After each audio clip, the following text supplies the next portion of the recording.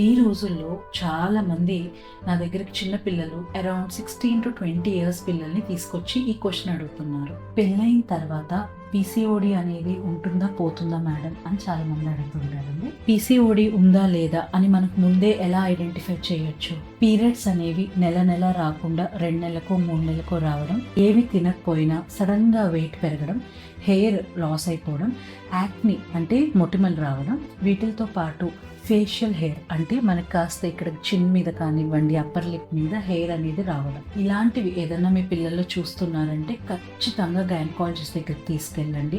Scan కూడా చేయాల్సి ఉంటుంది. స్కాన్ అండ్ హార్మోన్ టెస్ట్లో పీసీఓడి ఉంది అని తెలిస్తే వీళ్ళకి డెఫినెట్గా life style changes, weight reduction మీద ఫోకస్ చేయాల్సిందేనండి. లైఫ్ స్టైల్ చేంజెస్ అని చెప్పి విసిగిపోతున్నాం, కానీ ఇట్ ఈస్ వెరీ ఇంపార్టెంట్ అండి. జంక్ ఫుడ్ అవాయిడ్ చేయడము, కూల్ డ్రింక్స్ అవాయిడ్ చేయడం, టైంకి నిద్రపోవడము, చదువు ఒత్తిడిలో, ఎగ్జామ్స్ ఒత్తిడిలో వాళ్ళకి నిద్ర లేకుండా అయిపోతుంది. This is also one of the reason for PCOD ఒక్కసారి వచ్చిందంటే అది మనకి లైఫ్ లాంగ్ ఉంటుందండి. But we can control it with strict life style.